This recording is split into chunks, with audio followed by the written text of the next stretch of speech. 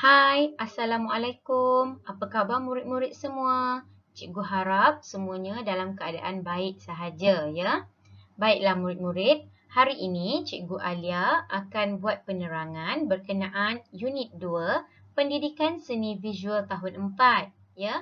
Tajuknya Warna-warni Kek Cawan. Hari ini Cikgu akan buat penerangan, ya. Okey, mari kita mulakan. Baiklah murid-murid, untuk video kali ini, murid-murid boleh rujuk buku teks PSV tahun 4, muka surat 14 hingga 17. Tajuk untuk aktiviti hari ini adalah warna-warni kek cawan.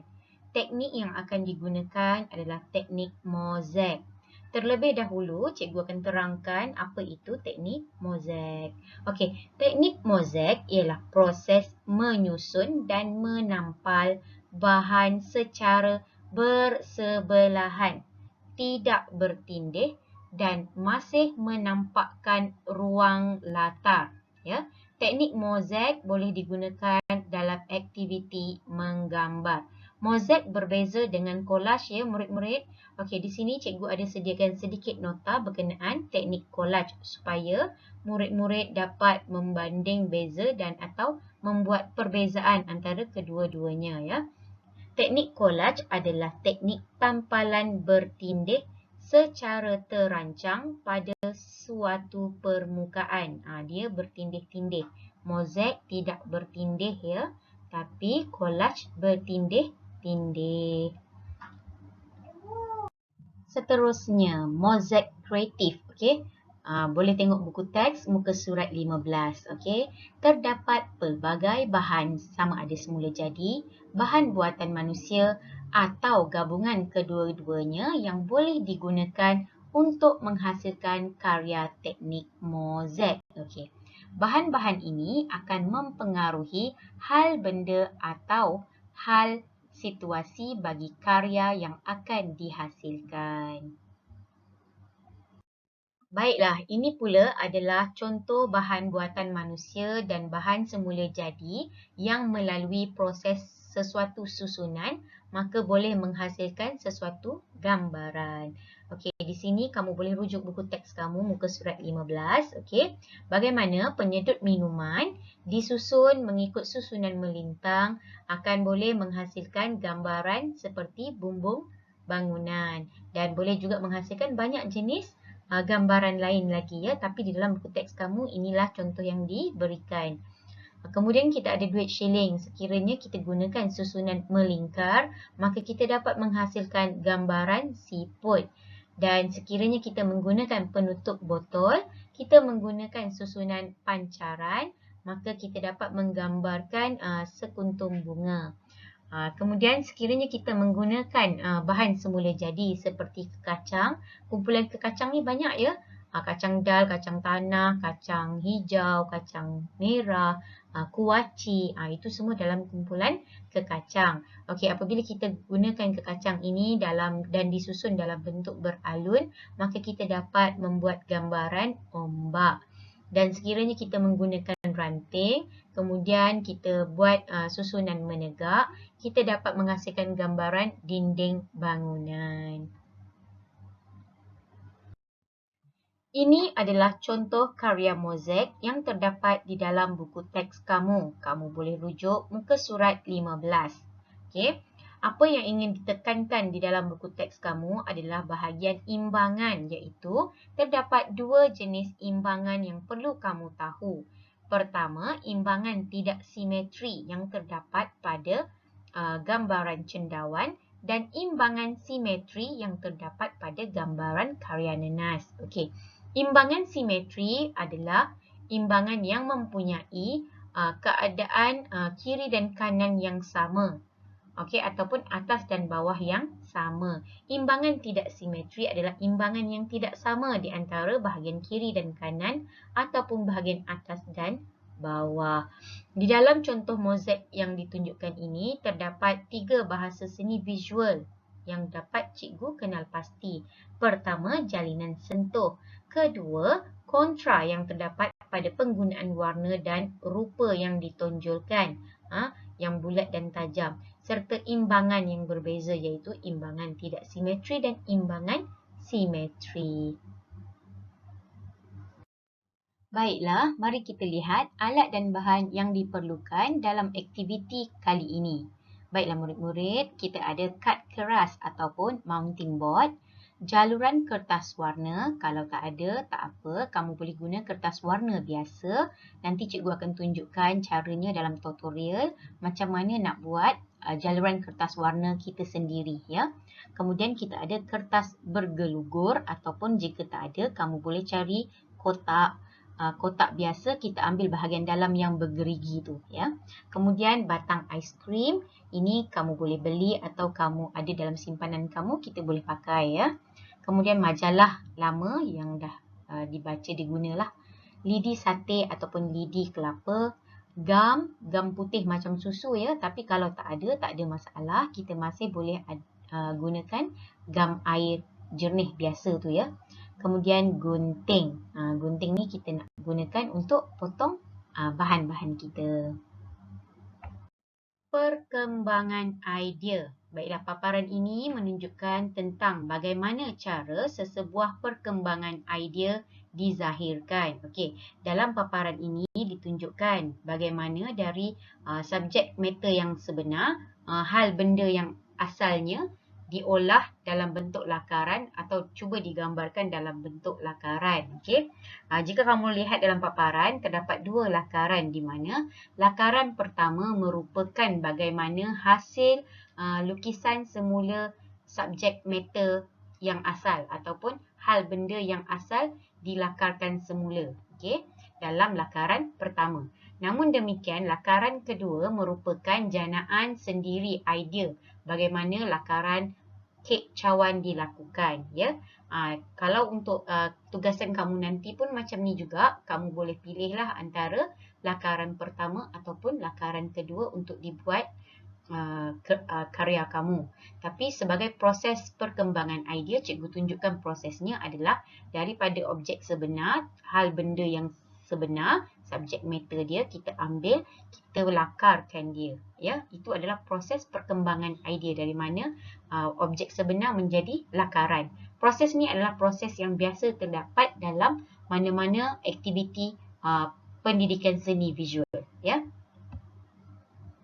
Baiklah, mari kita lihat cara penghasilan karyanya pula.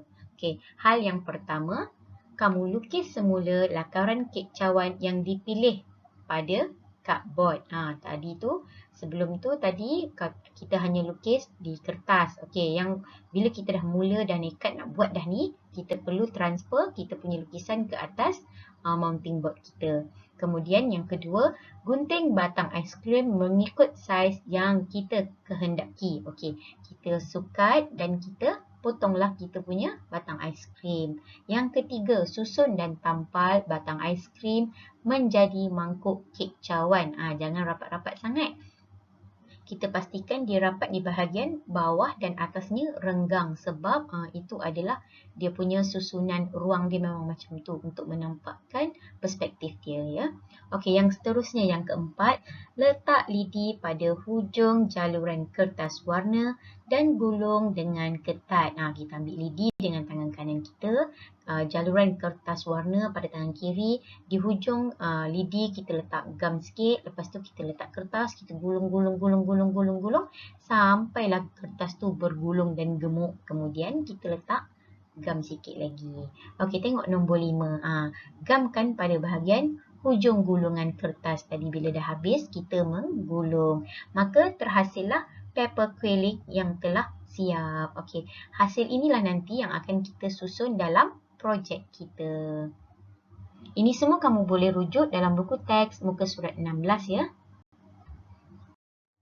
Seterusnya, dah terhasil banyak dah gulungan kertas quilling tadi, kita nak buat apa? Senang je. Okey, kita susun dan tampal gulungan kertas secara bersebelahan. Ingat ya, kalau untuk menghasilkan karya mozaik, dia mesti nampak latar. Jadi jangan kasih dia melekat-lekat sangat di antara satu sama lain. Dia tidak boleh bertindan-tindan atau bertindih-tindih. Jadi kamu susun baik-baik satu-satu ya. Yang ini bahagian ni kamu perlu kesabaran yang tinggi sikit. Jadi bersabarlah melakukan aktiviti ni. Cikgu percaya hasilnya nanti pasti kamu akan puas hati. Okey, tengok nombor 7. Nombor 7 pula, gamkan bahan hiasan. Bahan hiasan yang terdapat dalam karya ni ada dua, iaitu cherry, yang mana kita akan guna kertas bergelugur dan juga biskut gulungan coklat yang rupa macam straw tu. Okey. Yang itu kita akan pakai kertas warna, kita akan gulung dia panjang macam straw ya. Okey, untuk bahagian ni kita pakai kertas bergelugur untuk cherry. Kita gam dan tampallah dekat tempat yang kita mahukan, yang kita dah plan tadi. Okey, kemudian bahagian bawah kek cawan tu ada piring.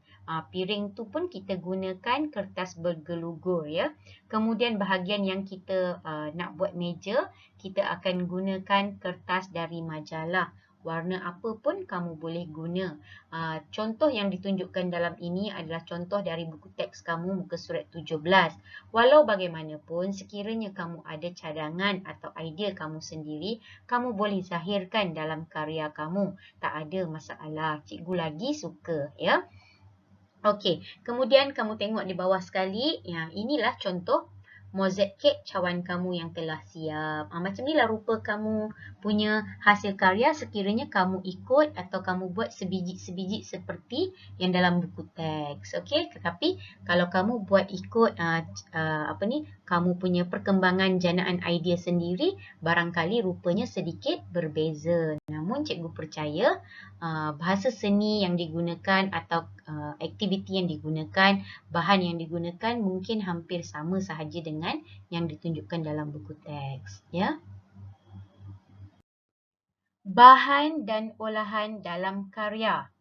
Untuk makluman murid-murid, terdapat beberapa olahan dalam karya yang dibuat dari bahan yang kita sediakan tadi. Contohnya, kad gelugur telah digunakan untuk buat buah ceri dan juga untuk piring atau bayang di bahagian bawah karya ya. Kemudian kita ada kertas warna untuk krim kek cawan yang kita gunakan sebagai gulungan kertas keliling tadi, dan juga kertas warna yang kita gunakan sebagai biskut gulungan coklat. Kemudian batang aiskrim kita gunakan untuk buat kertas kek cawan. Kemudian kita ada majalah untuk dijadikan meja yang mana akan membezakan ruang antara dinding dan juga meja.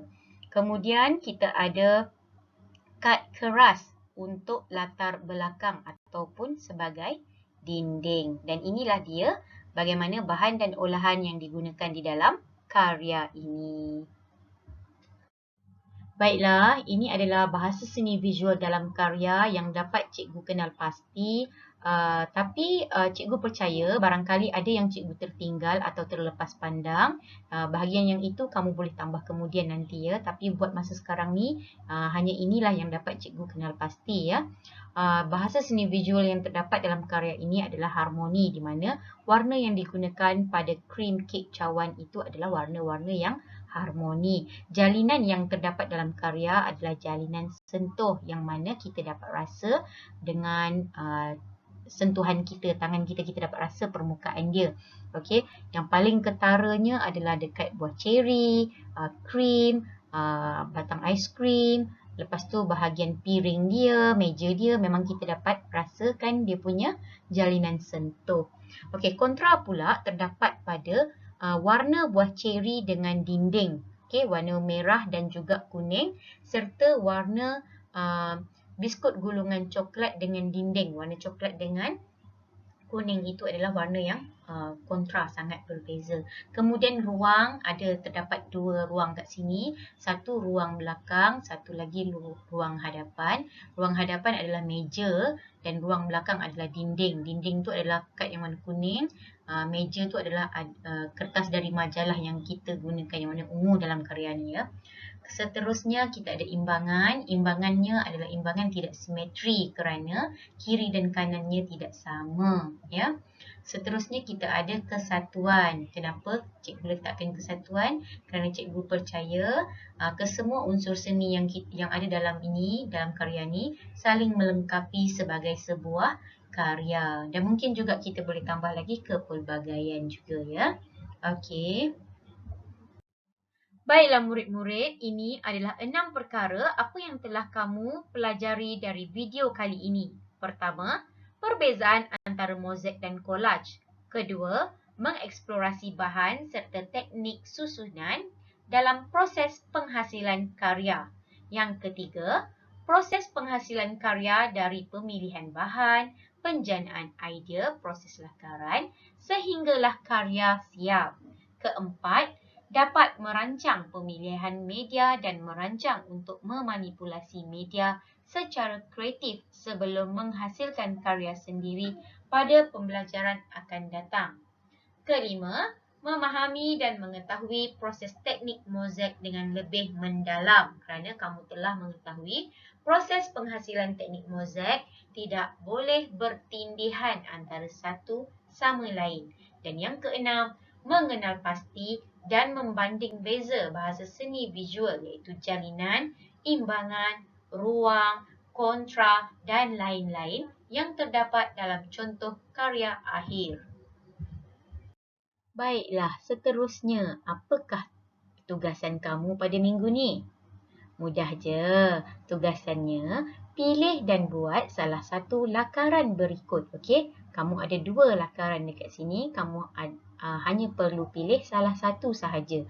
Sama ada nak buat lakaran 1 ataupun lakaran 2. Kedua-dua contoh lakaran ni ada dalam buku teks kamu. Kamu boleh rujuk buku teks muka surat 16 ya.